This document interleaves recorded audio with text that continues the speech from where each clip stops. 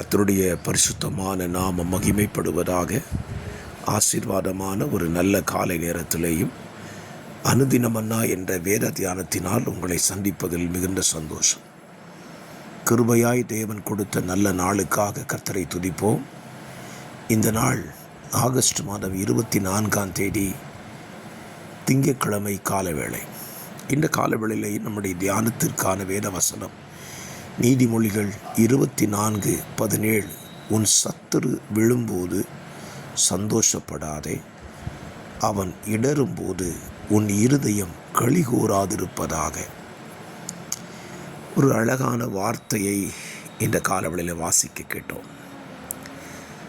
நாம் எப்படி இருக்க வேண்டும் என்பதை இந்த வசனம் சொல்லுகிறது.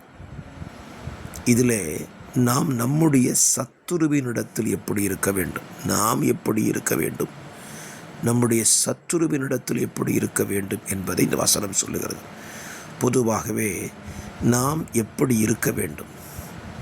நமக்கு எதிராய் அல்லது நமக்கு தீமை செய்கிறவர்கள் கஷ்டப்படுகிறார்கள் என்றாலே நமக்கு உடனே சிந்தையில் வருவது, நான் இவர்களால் கஷ்டப்பட்டேன் அல்லவா, இவர்கள் இப்பொழுது கஷ்டப்படுவது நல்லது என்று சொல்லுவோம்.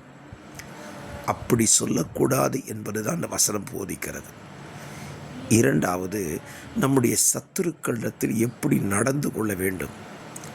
அவர்கள் இடரும்போது அல்லது அவர்கள் விழும்போது அவர்களை பரிகசிக்கவோ நிந்திக்கவோ செய்யாதபடி அவர்கள் பட்சத்தில் நின்று அவர்களுக்காக ஜெபிப்பதும் தேவ முகத்தை நோக்கி பார்ப்பதும் தான் நம்மேல் விழுந்த கடமை.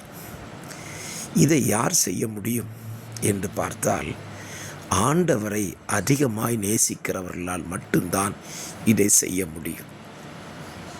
பாருங்கள், இயேசு கிறிஸ்துவை பிடிக்கும்படி வந்தவனுடைய காதை இயேசுவின் சீஷர்களில் ஒருவன் வெட்டிவிட்டான்.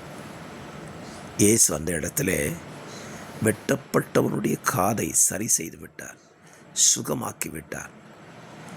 இயேசுவைத்தான் பிடிக்க வந்தார்கள், அவர்களை வெட்டினது தவறல்ல என்று நாம் முடிவெடுக்கலாம். ஆனால் இயேசு என்ன செய்கிறார்? அவனை குணமாக்குகிறார். ஆம், என்னை கேட்கிற அருமையான கர்த்தருடைய பிள்ளைகளே, உங்களுக்கு எதிராக உங்கள் சத்துருக்கள் தீமைகளை, உங்களுக்கு எதிரான காரியங்களை செய்யும் பொழுது நீங்கள் பாடுகிற பாடுகள் சாதாரணமானதல்ல. ஆனாலும் அவர்கள் கஷ்டப்படும் போது நல்லது, கர்த்தர் பழி வாங்குகிறார் என்று சொல்லாமல் அவர்களுக்காக ஜெபிக்க, தேவமுகத்தை பார்ப்பதற்கு உங்களை ஒப்பு கொடுப்பீர்களானால், அப்படி செய்வீர்களானால் அதுவே கர்த்தருக்கு முன்பாக பிரியமாயிருக்கும். அப்படி இந்த நாளிலே செய்வதற்கு உங்களை ஒப்பு கொடுங்கள். நிச்சயமாய் உங்களை குறித்து ஆண்டவரும் சந்தோஷப்படுவார். ஆமென். God bless you.